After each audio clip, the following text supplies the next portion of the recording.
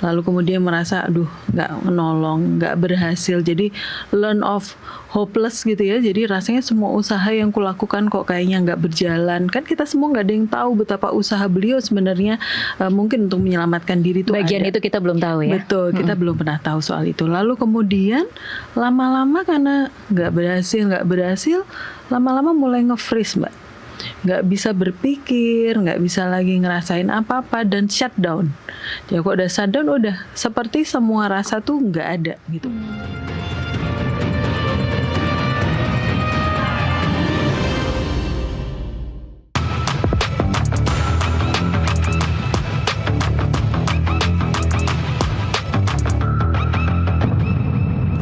Penyekapan seorang perempuan selama 3 tahun menggemparkan publik dan meninggalkan banyak sekali tanda tanya.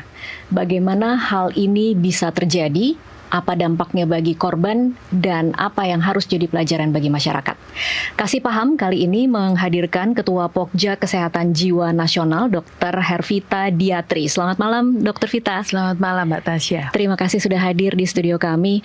Dokter, sebelum kita bicara soal kesehatan jiwa, saya ingin tahu catatan Anda mengenai kasus ini berdasarkan fakta-fakta yang diketahui publik. Baik, terima kasih banyak ya. Memang ini sebuah berita yang kita tidak pernah pikirkan akan terjadi gitu. Rasanya bentuk seperti ini di film ada gitu ya. Seperti di film-film ya. Betul, tapi tidak pernah benar-benar merasa bahwa ini bisa terjadi dalam dunia yang realita.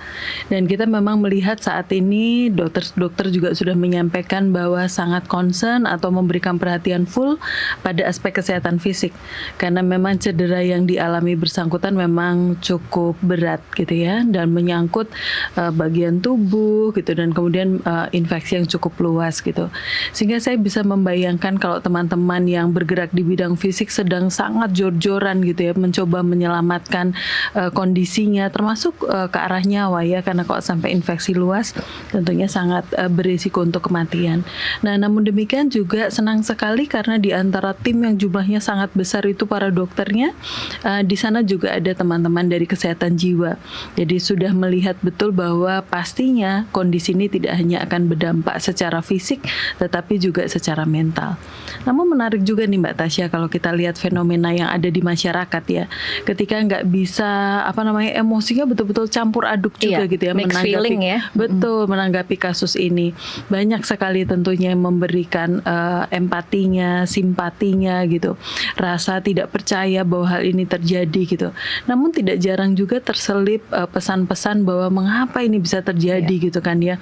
Mengingat yang kita bicarakan adalah korban usia dewasa gitu, seorang perempuan yang harusnya kita anggap sudah matur, mengapa bisa masuk ke dalam kondisi seperti ini. Jadi untuk saya sebenarnya bukan hanya korban, saya memberikan penghormatan saya kepada Mbak Yete yang sedang berjuang tentunya, juga bagi mereka yang mungkin belum ditemukan sampai hari ini, baik kasus ini maupun kasus yang lainnya.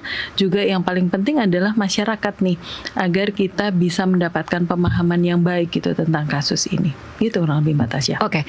Kalau melihat bentuk penyiksaannya, luka yang kemudian diderita oleh korban, kemudian lamanya selama 3 tahun, berpindah-pindah di 4 TKP yang berbeda, dan kemarin kita mendengar detail penyiksaannya seperti apa. Saya tidak akan mengulangi lagi di sini. Tapi ini kalau dari pengalaman Dokter Vita, ini sesuatu yang memang langka terjadi, atau sebenarnya ini sesuatu yang mungkin dokter dengan pengalaman dokter terjadi dan cukup umum, tetapi dengan derajat keekstriman yang lebih rendah dari ini. Betul. Rasanya kalau ngomong soal derajat, ini yang tertinggi yang pernah saya baca, yang pernah saya dengar gitu ya beritanya. Tentunya bentuk kekerasan seperti ini dengan waktu yang lebih lama sih cukup banyak, Mbak. Apalagi kalau kita bicara tentang kekerasan dalam rumah tangga. KDRT ya. Betul. Lalu kemudian muncul lagi bentuk yang sekarang kan intimate gitu ya, yang lebih pada pasangan dan sebagainya itu juga ada. Tapi bentuknya kecil-kecil atau maksudnya tidak sebesar seperti yang sekarang. Jadi sungguh buat saya ini sebuah pembelajaran yang luar biasa. Namun meskipun skalanya kecil, waktunya lebih pendek, ada pola-pola yang sebenarnya bisa kita pelajari yang kurang lebih sama gitu ya. Dari seseorang yang mungkin pernah berjuang untuk nggak mau ada dalam situasi seperti ini, sampai akhirnya rasa tidak berdaya dan kemudian seperti nge-freeze dan shutdown. Oke. Sehingga Pola-polanya seperti apa tuh, Dok? polanya seperti itu. Jadi awal gitu kan sudah tahu nih nggak benar nih, saya dilukai nih, hubungan yang baik harusnya tidak seperti ini. Ada berontak gitu ya Mbak, dan ingin lari tentunya dari kondisi itu. Jadi fight or flight gitu kan, itu yang normal terjadi pada kita ketika kita dalam kondisi yang tidak menyenangkan. Namun apa yang terjadi, kasus ini kok sepertinya nggak melawan dengan luka yang seperti itu gitu, yang pasti sakit banget gitu kan ya kalau kita pikirkan gitu. Nah, saya mencoba menganalogkan, even seorang yang tidak sadar, even orang yang koma, itu refleks yang terakhir yang dia bisa lawan adalah nyeri.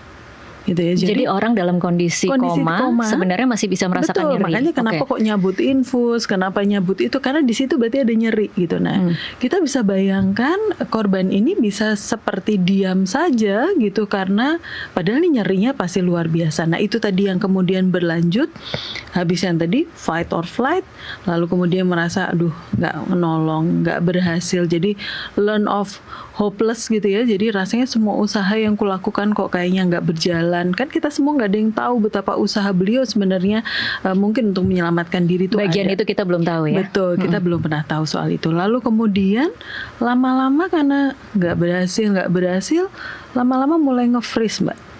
Nggak bisa berpikir, nggak bisa lagi ngerasain apa-apa, dan shutdown. Ya kok udah shutdown, udah seperti semua rasa tuh nggak ada gitu. Sehingga kok persis kayak orang koma tapi sadar gitu ya. Jadi mematikan semua feeling yang ada, berpikir, merasa, termasuk secara fisik itu, sehingga kok rasanya kuat banget gitu menghadapi kondisi yang seperti itu.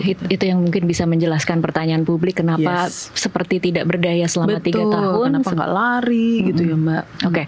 Oke.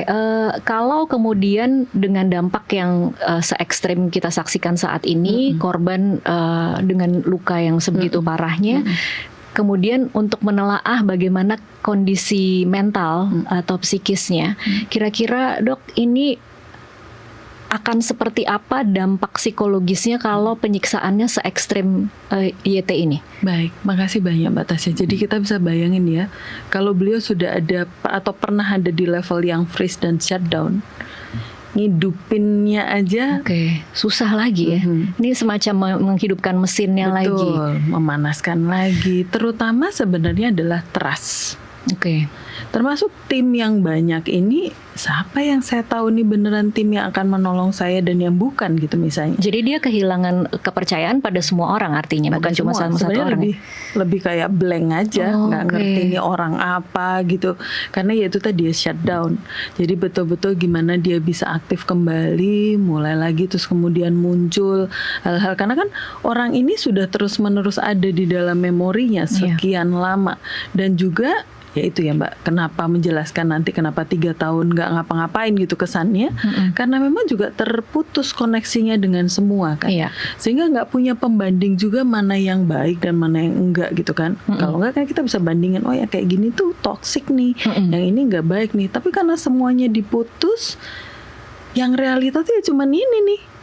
Orang yang satu ini gitu, sehingga kami tentu saja harus memulai dengan yang basic dulu, trust. Nah trust itu bisanya sama seperti kayak mohon maaf ya bayi kan, basic trust muncul ketika bayi, dan itu bisa dibangun kalau kebutuhan dipenuhi.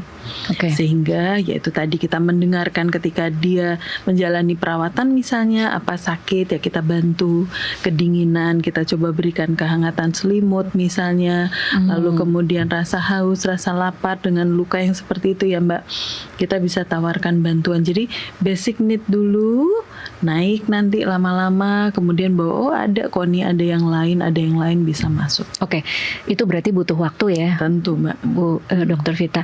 Dan kalau dari pengalaman Anda, apa tantangannya? Apakah kemudian di satu level dia bisa kembali lagi, atau memang itu cuma butuh waktu yang akan menyembuhkan? Nah ini dia, kata butuh waktu menyembuhkan itu sering kita gunakan memang ya Mbak ya. Padahal sebenarnya di dalam waktu itu effortnya memang luar biasa. Satu hal yang juga saya harus akui bahwa saya tidak tahu beliau seperti apa sebelum kejadian ini gitu, sehingga kita akan memanfaatkan sebenarnya yang dulu, karena Mbak YT ini tetap Mbak YT yang sama dengan yang dulu gitu. Sehingga kalau dulu orangnya pernah mencapai level tertentu dalam mengatasi masalah, kita mudah-mudahan masih bisa recall itu setelah kondisi lebih mereda gitu. Oke, jadi menggunakan itu sebagai bensin untuk menghidupkan lagi begitu kira-kira analoginya ya. Namun demikian kita tahu bahwa ada kelompok-kelompok yang rentan gitu ya. Sekali lagi kita semua tidak pernah ada yang memilih untuk berada di kondisi yang rentan gitu ya. Namun itu harus terjadi. Yang memang harus kita garis bawahi dalam kasus seperti ini adalah pelakunya. Iya. Yang dengan sengaja memilih orang-orang yang rentan gitu kan. Jadi sekali lagi tetap kesalahan ada di sana. Nah, kalau kita bicara tentang kelompok rentan, maka kita akan bicara tentang mereka yang mungkin saja punya rasa kepercayaan diri yang kurang. Saya tentunya tidak tahu beliau yang mana. Lalu kemudian yang kedua bisa saja kayak sebaliknya, yaitu justru selalu butuh afirmasi. Itu membutuhkan orang lain untuk menguatkan, sehingga nggak minder tapi ya butuh banget untuk disuplai. Yang ketiga adalah mereka-mereka yang memang tidak cukup terampil untuk membina hubungan gitu, sehingga lebih banyak memiliki kondisi yang sepi dibandingkan tidak sepi gitu. Lalu kemudian yang keempat, mereka yang mungkin saya tidak tahu keluarga beliau, tapi ada kelompok rentan yang memang muncul karena kekerasan. Sehingga sudah sangat biasa belajar bahwa yang namanya dikasih itu kalau disentil, dikasih itu kalau dipukul gitu. Sangat biasa seperti itu, daripada didiemin aja mending dipukul gitu. Tanda konsep bahwa cintanya salah ya berarti. Betul. Oke Dok, kalau kemudian saya agak beralih sedikit dari sisi pelaku nih, untuk memahami bagaimana cara berpikir pelaku. Ini kita lagi-lagi masih belum tahu banyak tentang pelaku, tetapi yang kita ketahui ya memang lagi-lagi apa yang sudah dikatakan oleh polisi.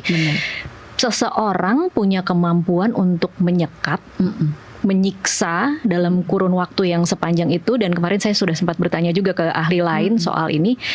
Bagaimana seseorang bisa punya kemampuan seperti itu, tetapi tahu batasnya Dok, antara dia memang mau melumpuhkan dan ingin menguasai, seolah-olah ingin menguasai korban, tetapi dia tahu batasnya tidak sampai mematikan. Karakter seperti apa yang harus dimiliki seseorang untuk bisa melakukan tindakan seperti ini? Memang kalau saya lihat ya dia memang sebenarnya kan memiliki memiliki kebutuhan yang dipenuhi dari kondisi ini. Sebagai contoh kalau kita lihat, dan para ahli juga udah mengatakan itu dalam beberapa acara misalnya, bahwa dia tahu ini adalah kelompok rentan.